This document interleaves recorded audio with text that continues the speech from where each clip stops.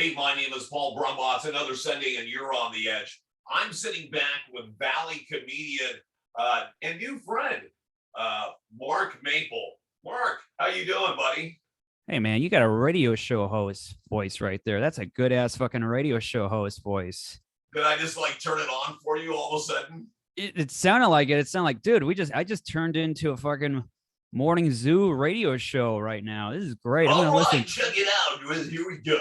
Yeah, I kind of feel that way. No, so but what are you talking about? You have a voice for radio also.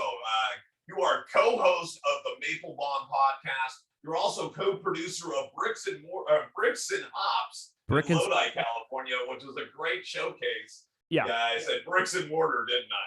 Yes, yeah. It's not a brick and mortar store. No. It's a bricks and hops bar. And it's great. That place is great. That's in Lodi, California. You guys are doing a showcase out there.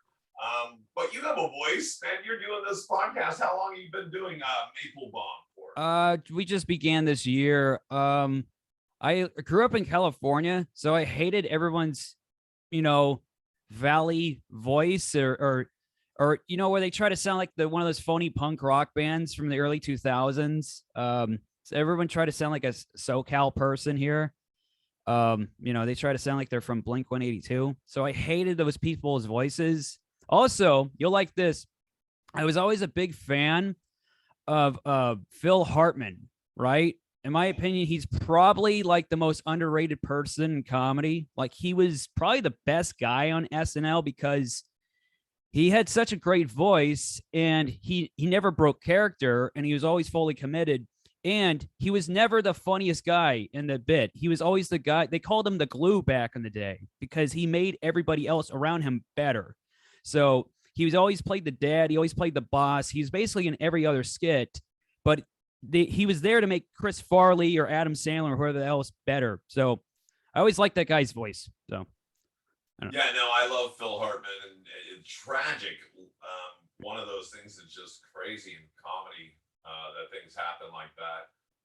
What a tragedy. But yeah, definitely underrated. A lot of people didn't know him, right? Because he was part of a cast that was kind of a little bit lesser of SNL years. There's only a few people that were in there. Oh man, this you could tell this is a story of two different age groups. To me, that was like the golden years of the show. Okay, so I think it depends on. So was that your high school years? When they had stinking Sandler and all those people. So I like Sandler, and like you're wearing a Farley shirt. Chris Farley, I mean Dana Carvey, Mike Myers. Those seemed like that was a good crew of people back in the day.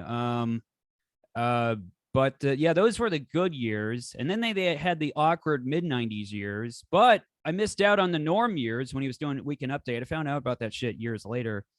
And then they had some good years with Tracy Morgan and who's that guy who's on every other movie? Will Ferrell. And then when those guys left, every other movie, Will Ferrell, yeah. Yeah. And then after Tracy Morgan and Will Ferrell left, you can just turn the show off. It was never the same ever since. Right. Yeah. And so, yeah, I have to agree. I mean, it's definitely. There's definitely different years, and I think people fall in love with it because it was their high school years or there's certain years that they watched that they were into it. And yeah, no, it's just that there was years where. So there was Sandler. Farley wasn't. Well, how long was Hartman on there for? Phil Hartman, I don't know, maybe 5 or 6 years. Yeah. Right. But he had such a fucking amazing voice. And then also, like, his two characters on The Simpsons were probably the best too, because he was Troy McClure. And my favorite secondary character was Lionel Hutz, the shitty, stupid screwball lawyer. I don't know if you watched enough of The Simpsons, but. Yeah, I watch a lot of The Simpsons, so he was also the lawyer, too. Yeah, he was this Lionel Hutz, the lawyer didn't know shit about anything. He was the lawyer where it was some lawsuit with Homer was involved, and he just straight up goes like this. He says, Homer, I don't usually use the word hero very often, but you, Homer, are the greatest hero in American history. And then Homer goes, woohoo! It's like, I don't know. That's what I grew up on. that was my whole entire childhood was The Simpsons and like Ren and Stimpy and South Park, and then Rocco's These are your Modern Life. comedic influences. Yeah, Sharing yeah, them, that's my favorite comics are Norm, who else? Louis C.K. And the third answer is the first 10 seasons of The Simpsons. That's my third favorite comic of all time. So, boy, a lot of people really came out of the woodwork that showed how many people really loved Norm Macdonald since his death. You know what I think it is? It's a little bit of that, oh no, he's dead. Oh, thing. You know, what happens to a whole lot of people.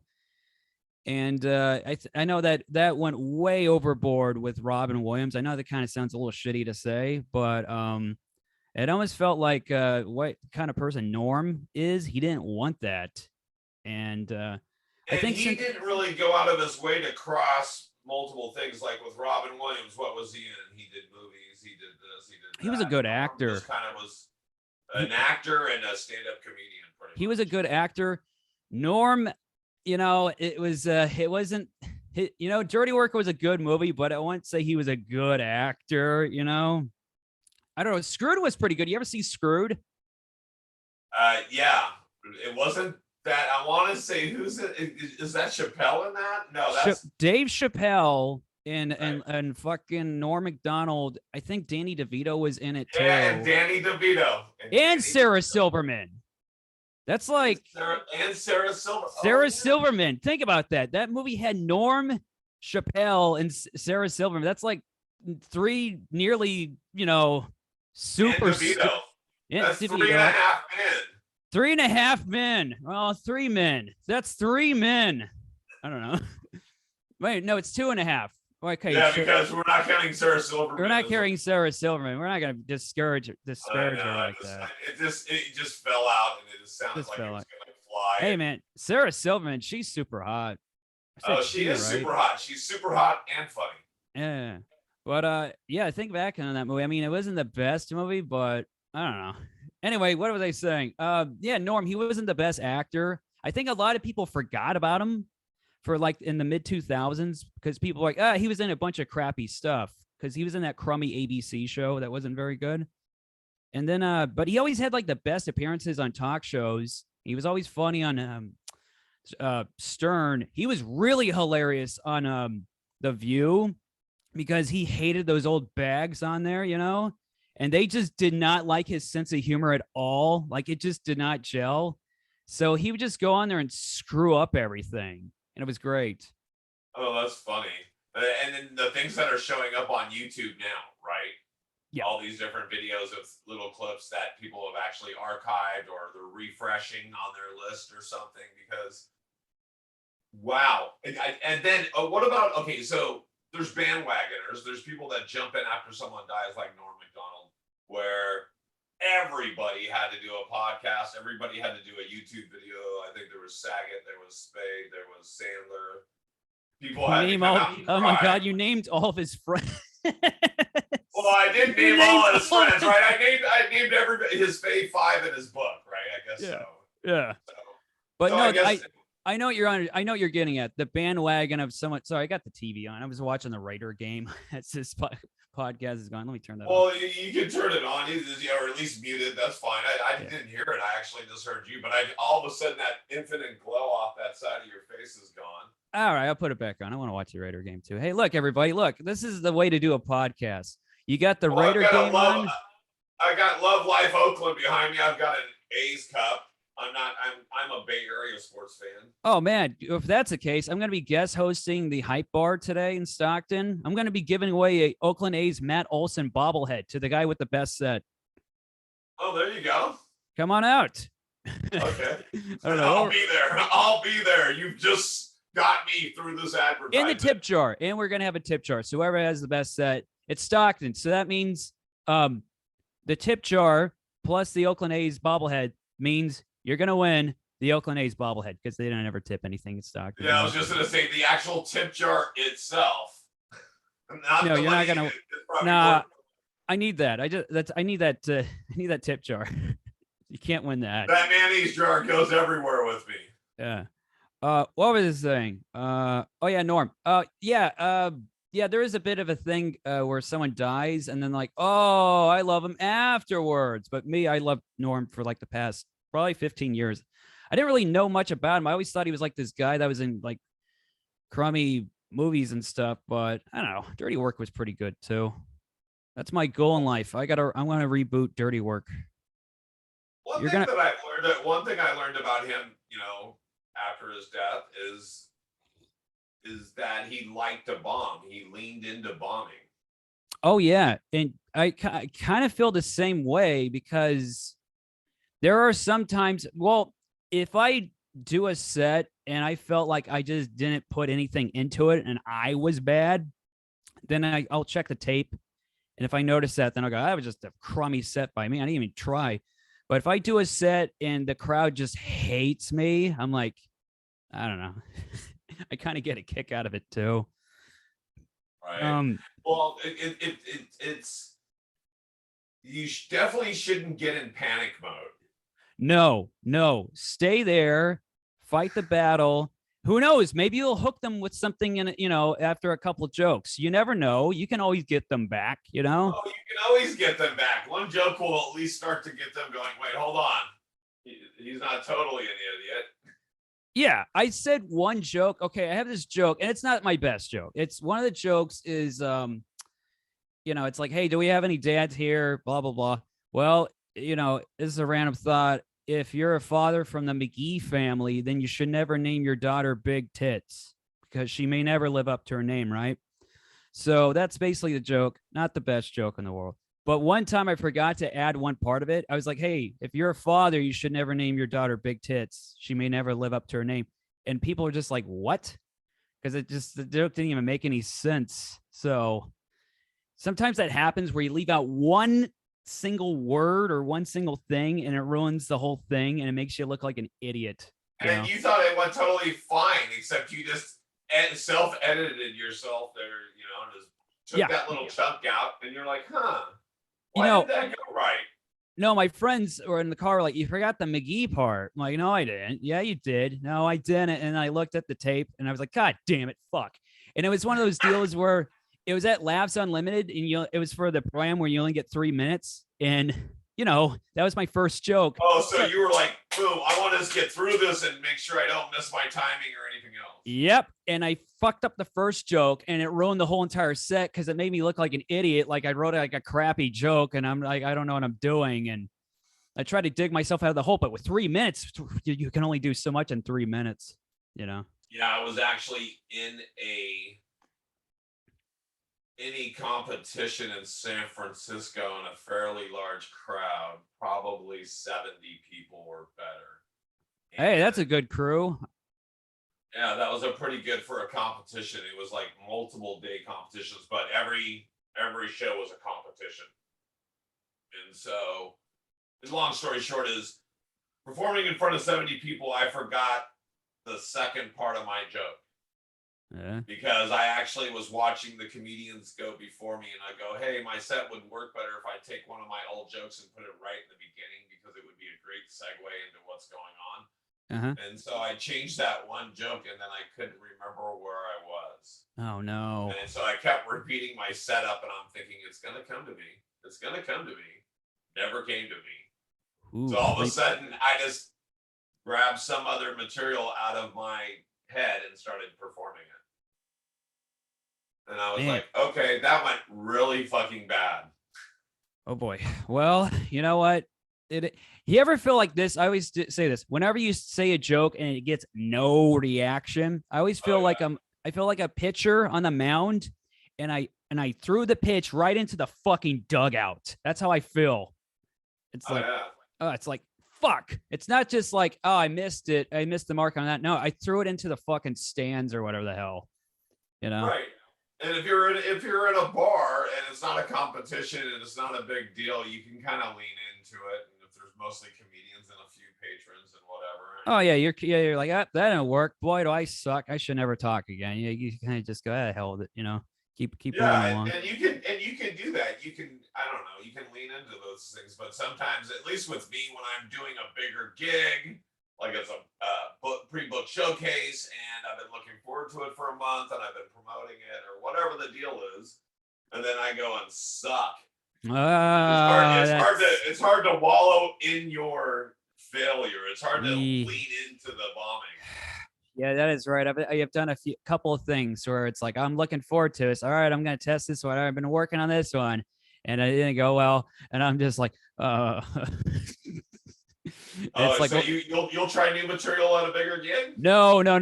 I try to do more, bread and butter stuff, and sometimes they just won't fuck with it. And if that thing didn't go well, then I'm like, well, at least I got a nice car, just exactly. Just go, I don't know. You go to a sandwich place, this is a good sandwich. At least I'm eating a good sandwich. Shit. Hey, how long have you been doing this stuff, by the way? I always forget. I think you said 10 years, maybe more. No, I'm going on 13. 13. November. This month, November 16th, I believe, will be 13 years. So you started in 2018, right? No, that doesn't make any sense. 2008. There we go. I did it right. 2008. What year are we in? I'm sorry. What year are we in? 2021. I didn't think we get to 2021. That's like into the future. Right. We're actually now getting electric cars. It finally happened. They're popping out. I have one, and I'm afraid to plug it into my house because every once in a while you hear about these recalls, like the one I heard about my car. I heard about the same make and model and year. So a Chevy Volt 2017.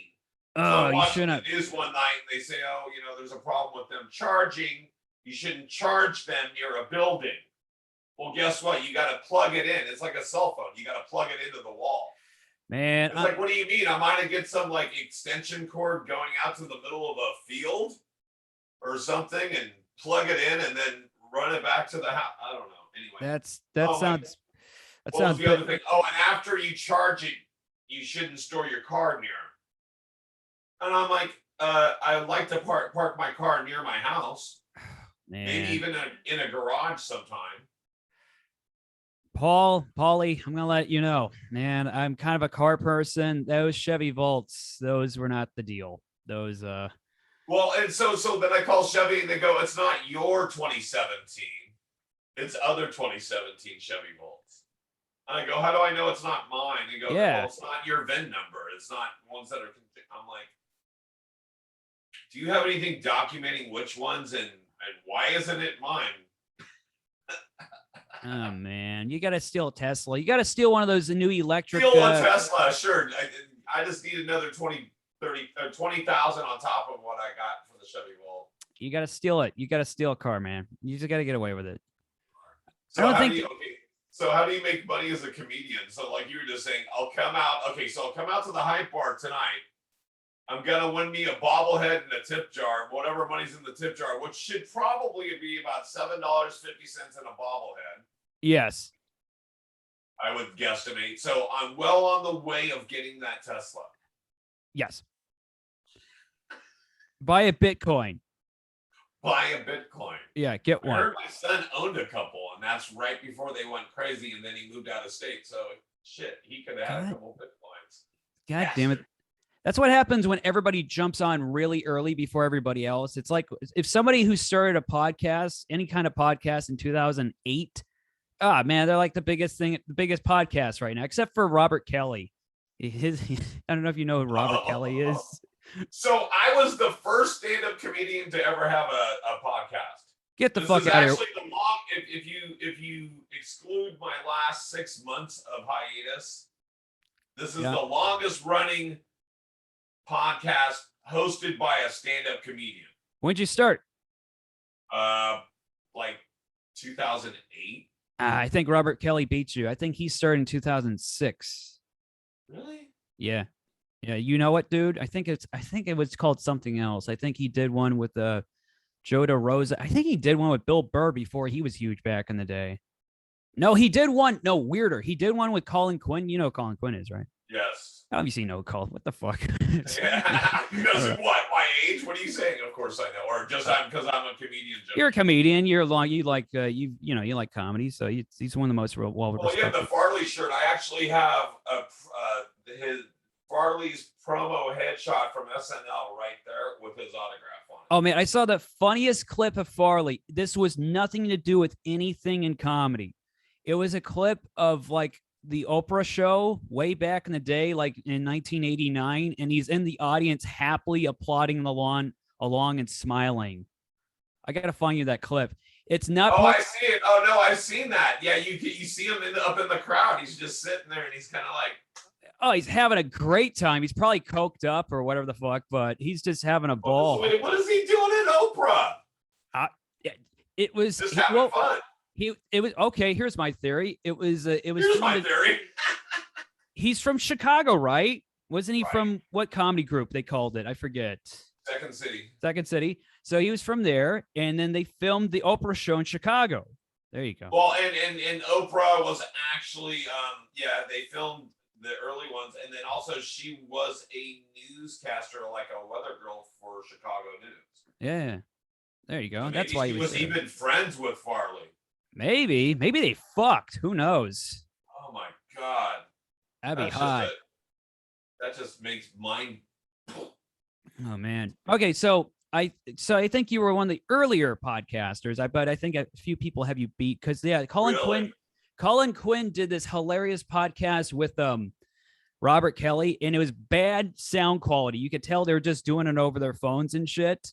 Right. And it is some of the meanest, weirdest. You could tell they didn't care. Like they could tell this was probably only gonna be listened to by like 8 people or whatever the hell. And every single podcast, Colin Quinn just sounded like he kept saying, I'm going to do it. I'm going to do it. I'm going to kill myself. Yep. This is going to be the first time you're hearing a guy say it and he actually means it. I'm going to do it.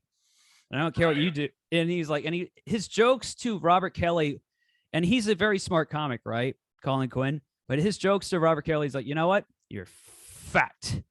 You're fat. And even your cat knows you're fat. Meow, meow. My owner's fat. It's the stupidest, very rudimentary, basic comedy. Yes, it's probably like they grew up with each other. Yeah, fucking with each other since day one. Right, yeah, because they're good friends. They rib each other, and they, it's kind of how I am with my Stockton friends. We nearly slaughter each other. It's it gets to the point where it almost gets too hostile. Between me, how far do you go back with some of your friend comics in the Valley? Just 2 years, 1 year. That's about it. Nobody goes back to grade school. Nobody goes back to middle school. No. I think Nick and Nick Michelson and Jordan Quattlebaum go back 4, maybe. I think it's 4. I think Jordan started doing comedy 4 or 5 years ago. I think he started at the age of 21, maybe even 20. So how and why did you get into stand-up? I hit 30. My buddy from high school, Nick Foster, did an open mic at Stockton at a place called Finnegan's. And I didn't even know. I just thought, you got to do comedy, you got to move to LA. That's what I always thought. That's just, I didn't know there was local stuff nearby. So I figured when I hit 30, I started writing jokes before I even went on. And I was just like, okay, I'll try it. I'll do it. I went to the first open mic. I was scared shitless. I didn't do it. I was like, I'm not doing it. And then the second week, I was talked into, I think Tom Bickle. You know Tom Bickle? Do you know yes, who he is? Sir. Yeah. He was the guy. He's like, come on, do it. Come on. That's just, come on. So he kind of coaxed me into it. My buddy Nick Foster coaxed me into it. And then afterwards, I chit-chatted with Nick Michelson, and he gave me a bunch of advice, and he was all worked up. But, and that was about it. So those were the people that, that kind of coaxed me into it. So then I did it. It was almost like peer pressure. Well, I wanted to do it, but they kind of like, do it. Come on. What the fuck? Come on, do it. And then the first year doesn't count because I only did like twice a month, and it was only at like at either 2 locations. They were both in Stockton at a coffee shop or a bar, and that was about it. And then I saw the Joker movie, and then that made me quit comedy for 2 months. I don't know if you saw that. I was just like, oh my God, that's me. Fuck this. I'm done. You didn't want to turn into Joaquin Phoenix, or you thought you had somehow? That scene where he's laughing at all the wrong parts of the guy's joke. of the guy's jokes. He's laughing at the setups and shit.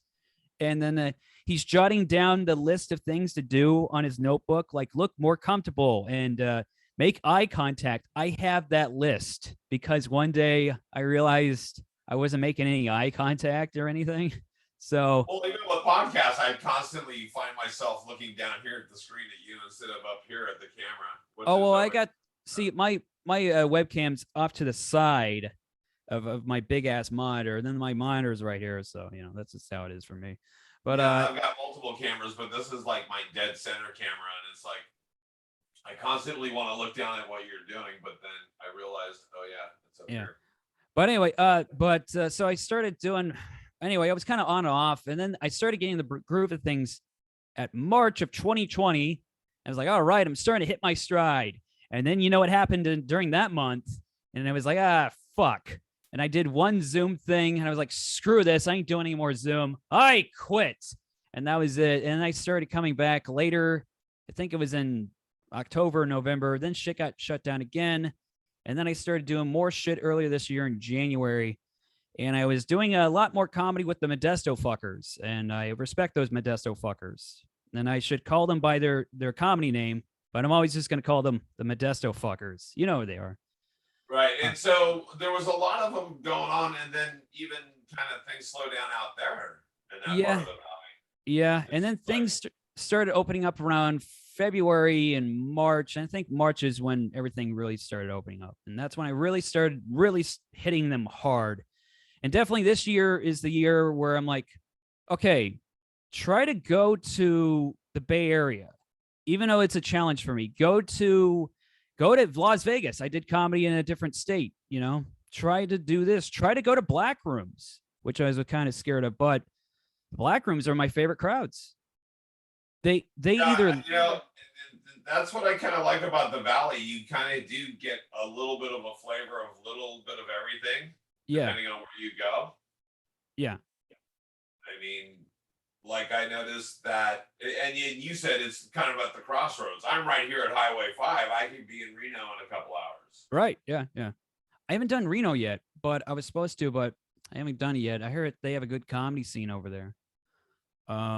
But I went to Chico only once. But yeah, it's been a lot of Sacramento. It's been a lot of Stockton, a lot of Modesto. But, I got to get this vax. I'll say it on air. I'm going to get it because I really like that Alameda Comedy Club. I don't know if you've ever been there. It's new. Oh yeah. So the one that Patrick is running. Yeah, that's a really good venue. It's perfectly set up for comedy. It's not too small, but they got low ceilings. They got a nice setup. The crowds are, they listen. They watch you. And then they're there for comedy. They're invested. When they're there. Buy a ticket and want to go actually watch comedy. They're not there watching the game on the big screen or that's because it's Taco Tuesday or whatever the hell. Nothing. They're just there to watch you. I did that place 4 times before they started, requiring the proof of acts. And I did well twice and I bombed twice, but it is what it is. It's a hell of a challenge because, my comedy, my stuff, my material is rough. It's not for everybody, but the time I got them big time, that felt good. Man, on my drive back, back into town, I was honking my horn. I was punching the ceiling of my car. I was so fucking excited. I was like, oh man, I did it. I did well in a Bay Area comedy club. Because to me, that's like kind of a challenge. But I don't know. So this year it's been different. It's been like, go here, try this, make connections. The first year of comedy, I didn't even like have anything, I didn't have any like comedy friends on my stuff. I was like, nah, that's for my friends and family. Get away from me. But I learned more and more. You gotta meet people. You gotta shake hands. You gotta be nice. So I gotta remember to be nice. Sometimes. So like you said, you got to be vaccinated. So here's the thing: is that now you don't even have to get a shot. Now they're talking about the pill.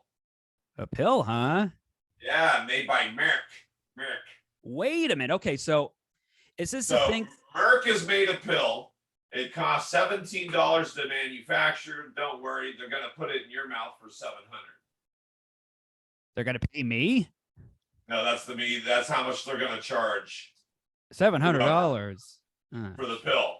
The markup goes from their cost of $17 to $700. So if it's the federal government, that's how much the federal government's gonna be paying for it to put it in your mouth.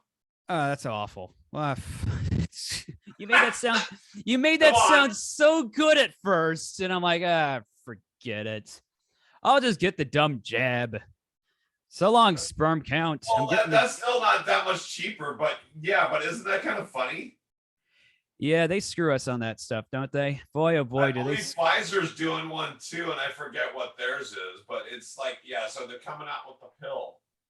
Well, it only lasts for a certain amount of time, like for like 6 months or so. That's why people were gonna start getting boosters. Okay, so I got my vaccine back in April. I think it was the middle of April and the very beginning of May that I got mine. It was like 3 weeks apart or whatever it is. And so I was looking at getting my booster now. And I was like, oh, okay. And then all of a sudden they're like, oh, well, there's going to be a pill. You might be able to just take the pill. And it's like, that's the booster. You know, it's like, maybe that might be the booster. But no, I have a feeling I'm going to get jabbed again. And so, no, I think it's going to be like a flu shot, at least for a couple of years until people stop wearing masks everywhere like it's China. Yeah. Me, though, man, I got Although maybe everyone around the globe will start wearing masks now because of fucking climate control and how emissions and all that shit.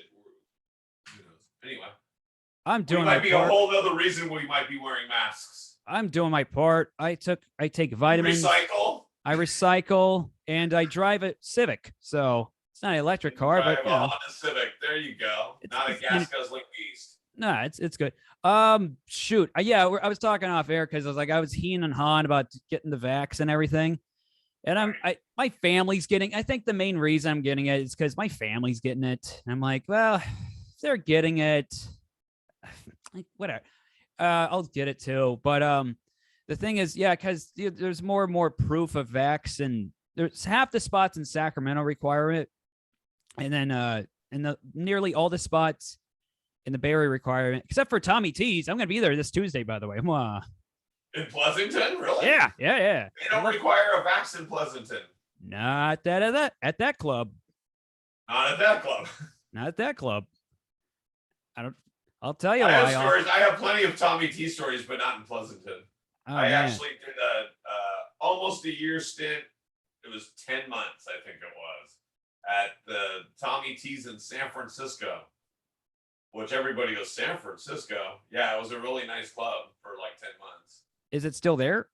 No. Oh, some lady had bought this like really expensive steakhouse, converted it into a comedy club because it was like a supper club, and then she converted it into a comedy club, and it cost her like the rumors were like she spent like $2 million on it, which I don't know how that happened, but anyway, beautiful place. That lady only lasted a few months with her own comedy club, and then they sold it to Tommy T's, and Tommy had it for like just over a year.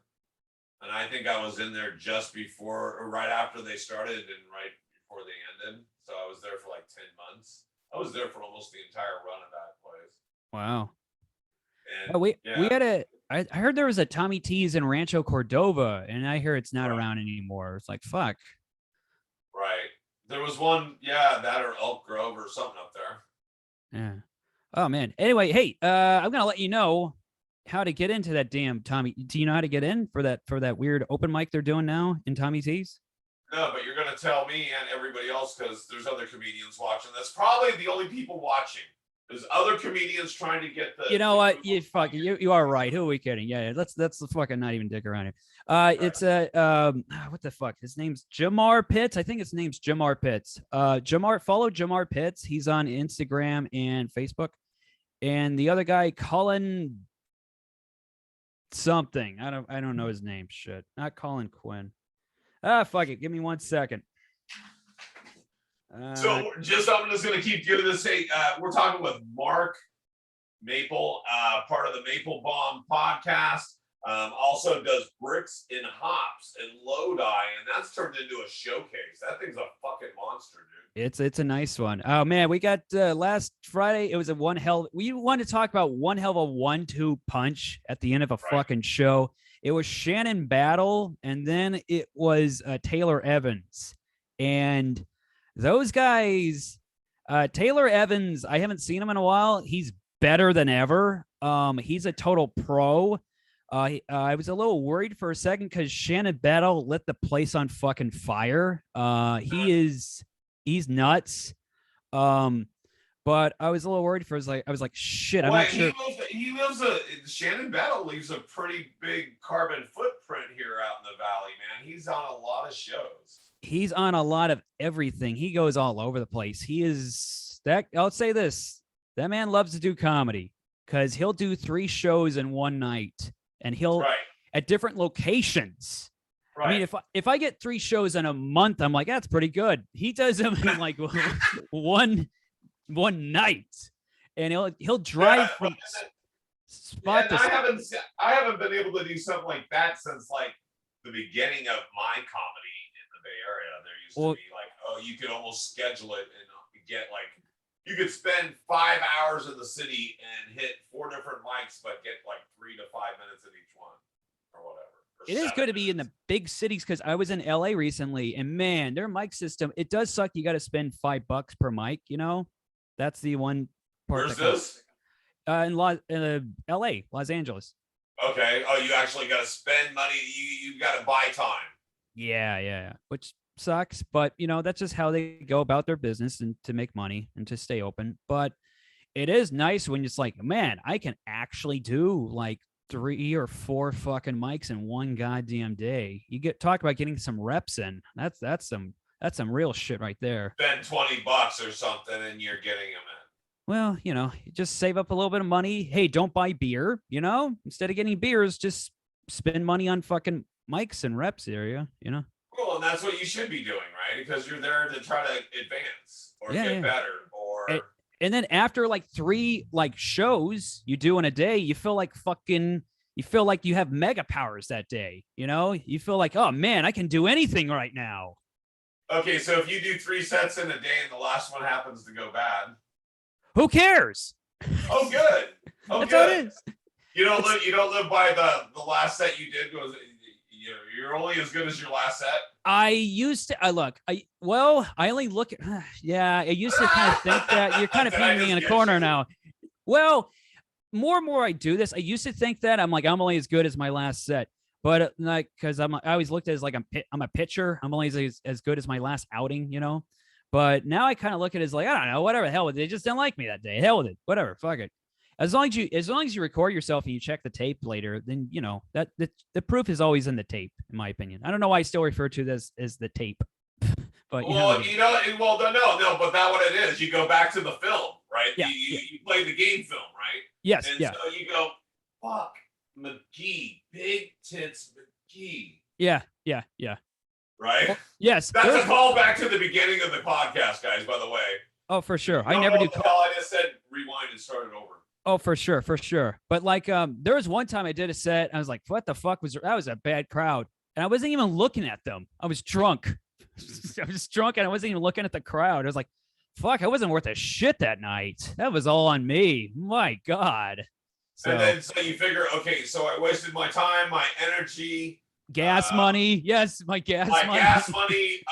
By the way, I got really drunk. That cost some money, no matter how. Dude, that was one of the worst. I knew after that. Somebody told me, "Hey, you'll be good. You'll be solid as long as you fully commit." So once I heard someone say, "You just got to make sure to fully commit," I was like, "Okay, you know what? You're right. If I'm going to drive all the way out here, I might as well try my best to be good. I'm not just going to throw away the set and go, hell with everything." So that's kind of how I look at it. What were we talking about? Oh, yeah. Mic situations around here. Well, unfortunately, I'm trying to get another one open in Lodi. We'll see what the hell happens because I want another mic in Lodi. We need another one. There's a pretty good one now in Stockton. You're out of from what I know, you're only here for the weekends, right? Right now, but then, beginning of the year, I was going to start living out here full time because I'm getting married December 18th. All right. Congratulations. Thank you. You said that with such enthusiasm. Can we try it again with a little bit more conviction? And 2. Hey, Paul, man, that's great, man. Congratulations. Thanks, man. I feel your love from here. I appreciate it, brother. But yeah, December 18th. Man, that no bullshit. I mean, I don't want to age you right now, but hey, getting married at Thanks. Wait, at your golden years, you're great. You're the doing well. third act. Into the third act, you're getting married. No, actually second, because I was scared. So I've been with this girl for 20 years, and it took me 21 years, and it's taken me this long to commit. I don't know. It's year 15. I'm not sure. Yeah. I'm not sure about Gotta this. hit the 2 decades mark. I don't know. Now, oh God, I don't know. But I'm also the guy that took. Let me see. I got from my first wife. I got separated in '97. Didn't get actually legally divorced until '06. Oh, I see. Okay. So there's 8 years of not living with someone to file some paperwork. Got it. Okay. I'm more of a procrastinating person than a non-committal person. That's awesome. I don't know. I just wanted to say that. I don't know why. I just wanted to say But that. it's kind of a better fault than the other. Yeah. I guess that's what I'm saying. And that's what isn't that what we do on stage? Is we like lay out our faults and have people laugh at our shit and think, oh, great, we're not the only dumbass motherfuckers that do shit like that. Oh yeah, for sure. Yeah, I always write stuff that makes me not look like a good person. I mean, I want to make sure in my act, no one thinks I never have anything. That you're human, right? Yeah, yes, I am human, but nothing in my act makes me. I don't know. I never like no redeeming value whatsoever. Not totally. I mean, I have that one joke about me being a school bus driver, and I feel bad about yelling at the kids, but then I end it with like, oh my god, then at the end of it, I realized that it was a special needs route, and I still felt bad. And I go, you're not supposed to be punching downs in comedy. I mean down, so yeah. It's a fucked up joke. I don't know, but it's very. Yeah, so all of it goes dark at some point. I had to do a cleanish set yesterday because we were outside of a. It can be clean, but then it really depends on what people are doing in the room. Like if they're eating food and then you're starting to talk. You don't want to make gross jokes. Yeah. You don't want to make gross jokes. And we had a couple kids there, so I made a lot of jokes that the kids just wouldn't understand. Like it's kind of like a good Bugs Bunny cartoon. It's like you're not supposed to get those jokes, kid. Yeah, like they don't know what the final solution is. So I did that joke. You're laughing for a totally different reason, kid. That's yeah. Good. Yeah. They don't know what condoms are. They're fine. They don't know what that means. Right. Their parents probably didn't know what that meant. So, That's why they're there. That's why they're there. That's what I said yesterday. It's like that's why you're there. Yeah. So I didn't have any cussing. So it was PG-13 rated, but it was still dark, so I just figured I can just clean it up and and it's sometimes you can just change a word. Titties turns into boobies, they're fine. Yeah, it is. Just reword it. You're fine. We've all watched Die Hard on AMC. Right. Yeah. Exactly. What's the score of the game? I see it's still glowing. Ah, fuck. I hope to God. Okay. The Raiders are down by 4 against the stupid New York Giants. It's on the road. So that's their out. The Raiders have had a very interesting, you've heard the stories. They've had a very interesting year. So I'm guessing a little bit of your guys' podcast, yours and Jordan's podcast, you guys talk sports because you are a sports kind of nut. I'm not a sports nut. Jordan doesn't know anything about the sports, so I do a little bit, just a tiny bit of sports talk, but I can't get too much into it because he doesn't know what the fuck's going on. But I mean, you were watching the fight last night. You're watching the games today. Oh, I had to watch the fights last night. It was the Canelo fight, which I didn't see. I got a little tired. I was gonna watch the replay with my friends, but I was tired. That's why I was so glad when you're like, we can do the podcast in the morning. Like, oh, that's perfect. You can have some coffee and, get up and have some breakfast. Like, man, because I was just burnt out yesterday. And then, no, I watched the UFC fights. There was this guy named Usman versus this guy named Colby Covington. Colby Covington He's playing up like a bad guy in wrestling, right? Like a heel. Right.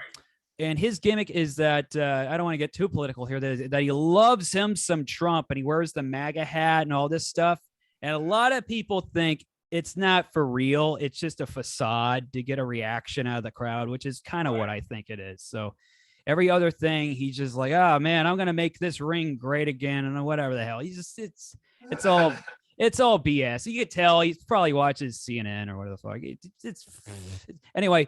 Racism lost and Usman won. So. And so these are and so how long are usually those fights go for? Because there's like multiple fights. There's like what? Oh man, it's a whole day watching them, man. It's like fucking. Really? It's like 5 hours because they have the prelims, the preliminary fights, and that's 2 hours of that. Then they got the 3-hour main card. Anyway, you have to be a nutcase to watch that shit all throughout the day, and I kind of am because it's fun. And so by the end of the day, you're probably nice and tanked and reared up and like, okay, now I got to go to bed. Well, I wasn't tanked. I was just like, I got to get out of here. So yeah, I went to the liquor store, got me a pack, had me 3 of those. And I was like, man, I'm tired. I've tuckered out. So watch a lot. I can see. Yeah. So I was like, I don't feel like doing a podcast this late, and I am all burnt out. But also, I did a comedy show yesterday, and I swear to Christ, it started at 6:30. I was like, that's an odd time. And I asked the guy, I think it was Carlos Rodriguez. I'm pretty sure he did this because the fights are on. And then I asked him, hey, what's going on? And he's like, yeah, I want to watch that fight. He wanted to watch the Canelo boxing match. So yeah, he wrapped up the show early because he wanted to watch that shit. But anyway. Funny. Yeah, I know it's a little bit of sports. I'm a big baseball fan. I'm like the only person in the world that likes the Oakland A's. That's kind of how it feels like. Which, by the way, they're moving to Las Vegas soon. Oh no. Yeah, I know. Yep. I saw that too. Yep. That Oakland is build something. What? Get out of here. Oh no, and that whole Coliseum property is all fucked up. They've had a backed up, broken sewer line for decades. And oh man, that city of Oakland. Can you at least try to keep your teams? Dude, you lost the Warriors, you lost the Raiders, you lost the Raiders twice. it's and then now you're gonna lose the A's, and now you're gonna lose the A's. I'll say this about that damn Coliseum. It's authentic shittiness. Some of the other ballparks, it feels like you're kind of going to Disneyland. You go to, you've been to Pac Bell, whatever the hell it's called, right? I forget the name of it. Yeah. Okay, so there you go. Here's that stadium that was built 20 years ago. Yes, it's gone through 4 different corporate names. What the fuck is it now? Is it AT&T? Is it Pacific Bill? Is it right? Yeah, who knows? It's gonna be Netflix. It's gonna be the Pfizer brought to you by Netflix. Pfizer ballpark. Talk about a markup on ticket prices. Yeah, Merc. Yeah, Merc ballpark. It's too nice. I hate how nice that place is. It pisses me off as an Oakland A's fan. I'm like, fuck this. I'm gonna protest the game. I'm gonna go look directly into the Pacific Ocean. That's what I'm gonna do the whole entire game. Also, it gets really cold. You got to bring a blanket. Well, even they made room for the Warriors in San Francisco. Yeah, and there's not a lot of real estate in San Francisco. There's a lot of real estate in Oakland that could be developed. It makes no sense. No, that ballpark though, the Coliseum, like it feels when you get off the BART and you walk into it, it feels like you're walking into a fucking prison. It looks so it's decrepit. Just a concrete pad. Yeah. It's so decrepit. And dude, you ever been in the Coliseum before they made that stupid Mount Davis thing? It was nice. No. Oh, yeah. So yeah, before I've been there for years. I mean, I used to watch. I watched the A's in their one of their World Series back in the 70s. Shit, Ricky Henderson yelled at me as a kid. I'm not making that up. I was above the dugout. It was it's when he returned back, I think for 95 or 96, one of those years. And he was old. He's always been old. He was old when he came, when he was 20 years old, probably. So I was like, come on, Ricky Henderson, can you sign my baseball? And he said this, Ricky tired. Leave me alone, kid. Ricky going home. And he just walked into the into the fucking tunnel. That's a Coca-Cola commercial. That is a Ricky, You just please let my wrote a face. Coca-Cola commercial. You really did. Yeah, it's Ricky. Can you sign my face? Ricky, tired. Leave me alone, kid. Ricky, going home. I think if you don't want to get too political, you can always change it to Forrest Gump. I'm tired. Just want to go home. Yeah, I think he went 0 for 4 that day. I don't know. Whatever the hell it is. Ricky tired. No, that stadium was nice because they didn't have the Mount Davis, so you got to see the view of the fucking mountains Right. in Oakland, and it looked cool. It's like fuck, and now it's like this awful, like we're all trapped together, decrepit concrete piece of shit. But yeah, so what was that, to keep the sound out? That's because the Raiders moved back in, and they wanted to turn it into more like a hybrid of a football stadium and a baseball ballpark. So they wanted more seats. Al Davis wanted that worked out really well for him. Yeah, that worked out. Yeah, it was great. Yeah, that was More seats for less people to sit in. Yeah, those seats that nobody ever buy, way up top. Yeah, that worked out like a motherfucker. But anyway, yeah. So I lived in Vegas for 2 years, so it's kind of my hometown, sort of, not really. Yeah, all my sports teams. Unfortunately, I lived there before I had money and before I was 21 years old. So I lived there in 2006 and 2007. And when you don't have money, would have learned to lean into the fail if you were doing comedy there, I'm guessing. Oh man, I missed out, right? I still might move back over there. Yeah, that wouldn't have been especially if I would have had a car, money, and be 21 years old, that would have been perfect for doing mics and everything. But I did comedy. Have you ever farmed material from that part of your life? Farming, huh? That's a good idea. Probably should. I didn't really do much in Vegas. I would just save up enough money to go to a strip joint. And didn't you see crazy people and didn't stupid things happen? And there was a lot of like arguing at gas stations. I noticed, and nobody would even bat an eye. There was a lot of awkward. You know Fremont Street, the Fremont Experience? Yeah. Right. Do you see a lot of weird, like, just like girls that are like just wearing pasties walking around, and it kind of looks sad, you know? You see a lot of like weird dressed up people, and you get a lot of weird religious people carrying their signs going, "You're all gonna go to hell. You're all gonna go to hell." You know, that kind of stuff. But that's like the funnest part of Vegas. Now, does it kind of get you sad that when you look at some of the people that live there or be there, or can you go there and just go party and enjoy yourself and leave? Well, that's what I did last time I was there, because I went there. I got booked onto something in Mesquite, Nevada. So we're like, well, let's stay at Vegas, and then we'll do mics at Vegas, and then we'll do the thing at the theater in Mesquite, Nevada. But yeah, I went with Nick Michelson. And we did 2 mics. They were both in black clubs, black rooms. And, you know, I did well the first night, and the second night of my birthday, was one of my best sets. I was wearing a Hulk Hogan shirt. It was my birthday, you know? So a comic got on before me and said, did Hulk Hogan is a racist material, right? And so I was like, well, shit. So I went on. I was like, well... today's my birthday. I'm drunk, and I'm wearing this shirt because it's my birthday, because I thought it would be a fun thing to do. So don't judge me on my birthday.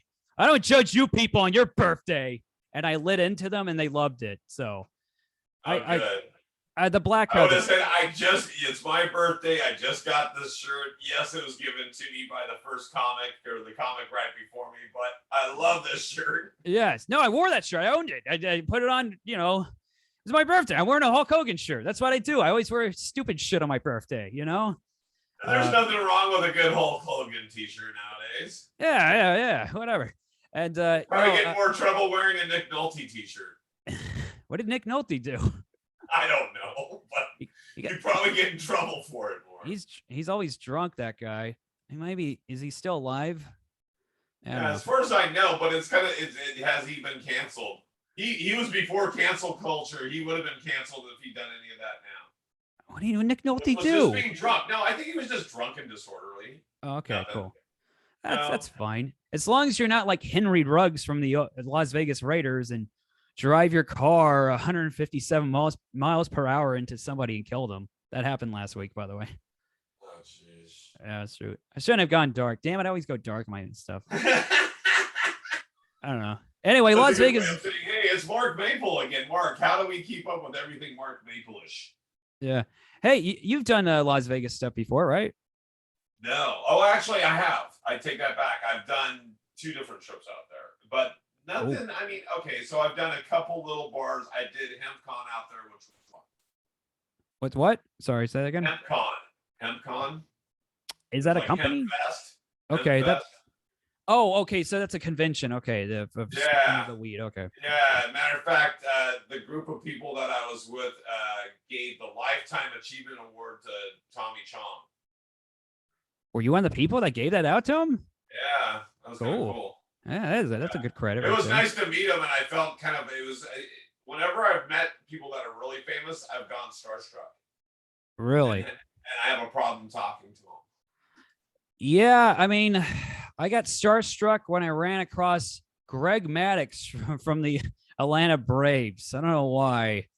I don't really meet too many famous people here and there. But I don't know. Yeah, I don't know what to say either. It's like, hey, I like you in that thing. You were great in that one thing. It's like, what do you say to them, you know? Yeah, I think I shared one little thing with him, which is that his Big Bamboo album that me and my brother had bought that album collectively, I think 3 times, and each time our mother stole it from us. And it's just because she didn't want us to have it. Oh, that's and not so, cool. And I remember one time finding 2 copies of it in like her closet. And going, oh, okay, she's taking it and throwing it in her closet. She didn't want to throw it away. Right. But she didn't want us to have it. Parents are always stupid when it comes to that stuff. I'm going to hide something. You know what? They're never going to look. The last place they're going to look is my closet. Yep. That's where I'm going to put it. Stupid parents. I think that album came out. I was probably not even 10. And so here's a 9-year-old listening to Cheech and Chong. Oh, yeah. No, I think I saw that movie. Because his brother's 5 years older. Yeah, yeah. Oh, man. I think I saw that movie at the same age, too. The first Cheech and Chong movie. Up in Smoke? Yeah, and then they made like 80 more of them. I lose track of the first one was the classic, though. Yeah, but it's like they all run together, though. The other sequels, it's like next movie or keep smoking or the next adventure. It's like, I don't even know what the hell.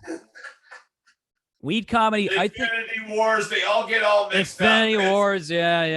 The Infinity Wars. And that's that. The Infinity Awards includes Infinity Wars. I lost it after that. It includes the people from the Friday movies is what the Infinity Awards.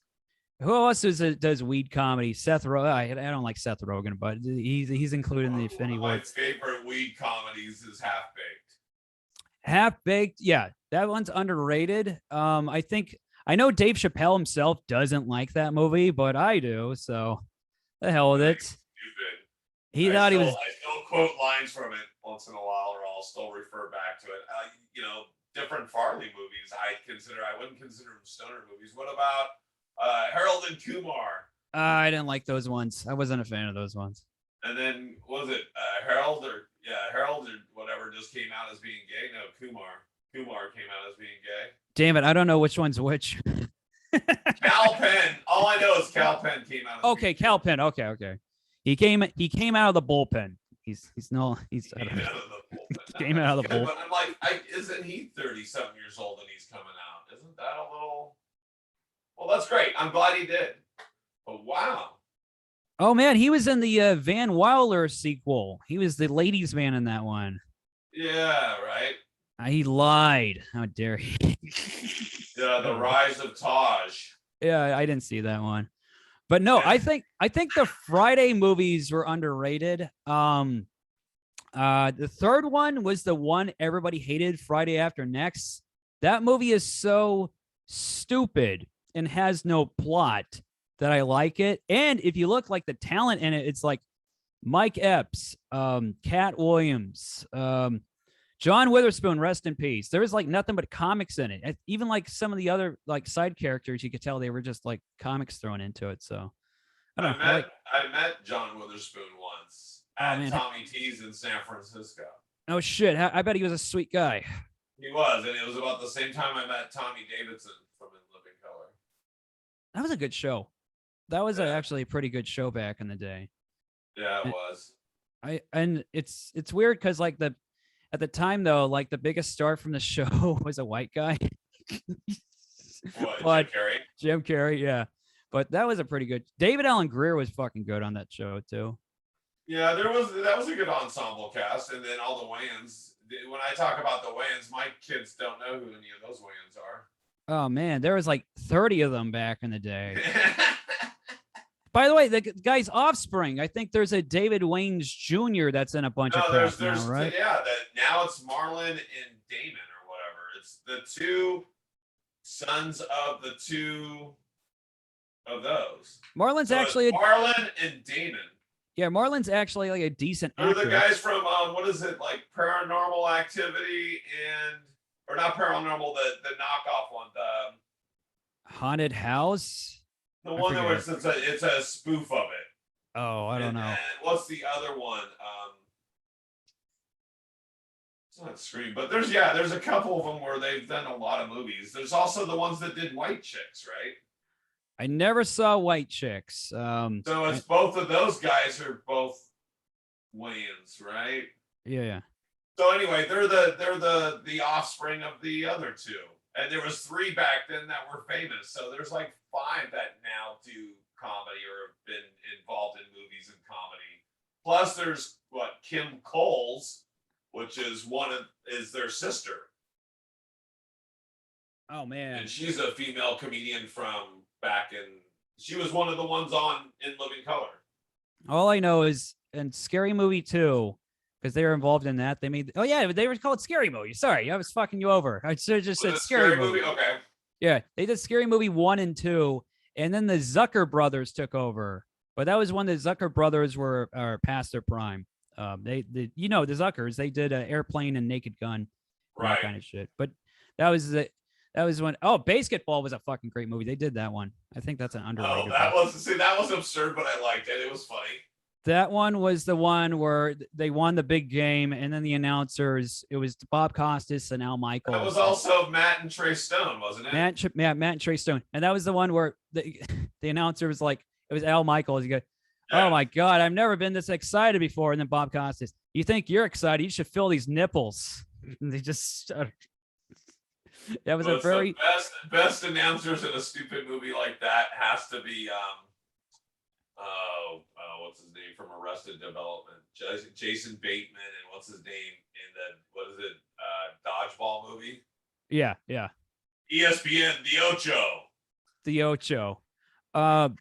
But what was it saying? Yeah, no, in Scary Movie 2, not the best movie, but man, that scene where fucking James Woods as the priest is taking a shit and he's got the flies all over his face. I mean, look, I like toilet humor. Sometimes I just like stupid shit. I don't need everything to be. No, and then that's funny. I mean, there's nothing wrong with that. That actually really breaks the ice. I mean, when someone like George Carlin can open an HBO special about pussy farts. Boy, Carlin, I didn't know he did that. Carlin got really He did it twice. He even talked about it in the next one. He goes, "Well, apparently I talked about pussy farts. Apparently some of you people don't know what that is." And so he had to go on to explain it in the second one or the next one. Oh man, Carlin got angry at the end. I think one of his specials was called "You Are the Diseased." Yeah, you are all diseased. You're all diseased. Oh yeah. Sounds like no. He at the end.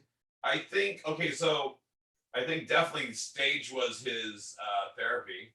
Yeah. I think he was able to say shit there that he didn't want to say in his personal life to the people that were around him. So he definitely went out there and really just kind of blew it out. Yeah. And so he had cancer too. So you can tell how disappointed he was in the human race. Oh, for man. fucking up the earth, for fucking killing each other, for everything. And Eric, so he was just like, but then I would hear he would go home because I kind of know, I know a little bit about his personal life, that he would go home and he'd be the most loving guy. weird.